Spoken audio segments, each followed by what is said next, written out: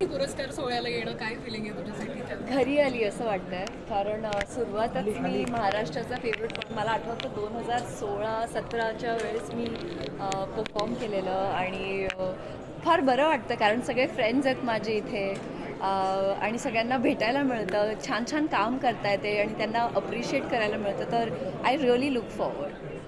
Look far special असतो कारण की रेड कार्पेटवर म्हटल्यावर. सो आज काय विचार होता मनात हा लुक कॅरी करताना? हो, मला काहीतरी असं छान फ्लोरल इझी आणि थोडं ट्रेडिशनल पण घालायचं होतं, समथिंग फन वाईब. म्हणजे जेव्हा कारण इतक्या वर्षांनंतर महिन्यानंतर फ्रेंड्सला भेटतो, तर you should be dress casually आणि कम्फर्टेबल. तर रेड कार्पेटवर ते माझा एक नियम आहे की कधीही ड्रेस करताना कम्फर्टेबल असायला फार गरजेचं आहे, कारण आपल्याला कळत नाही you just be need to comfortable. So हो, ते माझ्या मनात होतं. मराठमोळी मृणाल मराठी सिनेमात कधी दिसणार आहे? पदार्पण कधी असणार? मी अशा छान संधीची वाट बघते, कारण मराठीपासून सुरुवात केली, हिंदी टेलिव्हिजन केलं, हिंदी फिल्म्स केलेत, त्यानंतर तेलुगू, आणि तेलुगूमध्ये गेल्यानंतर तिथे मला सगळे म्हणतात अरे ही मराठी मुलगी आहे, तर फार अभिमान वाटतं.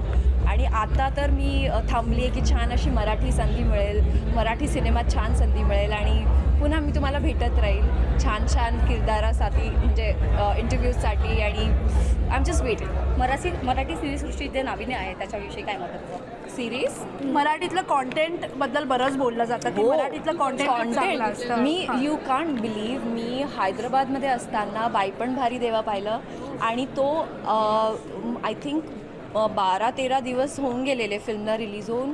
हाऊसफुल चाललेली एक अशा हैदराबादमध्ये, आणि तिथे शिट्ट्या वाजतायत, लोक रडतायत, तर अशी छाती अशी असं प्राऊड फील होत होतं ना, म्हणजे एक नंबर फिलिंग होती ती.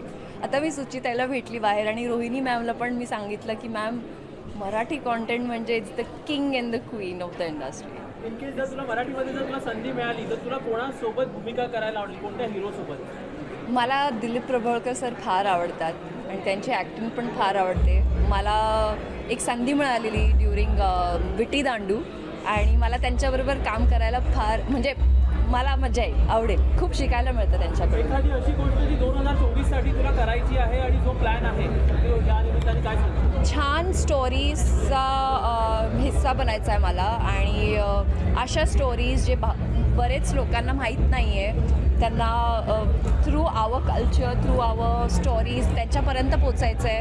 आणि just celebrate cinema. I want to celebrate cinema. हो,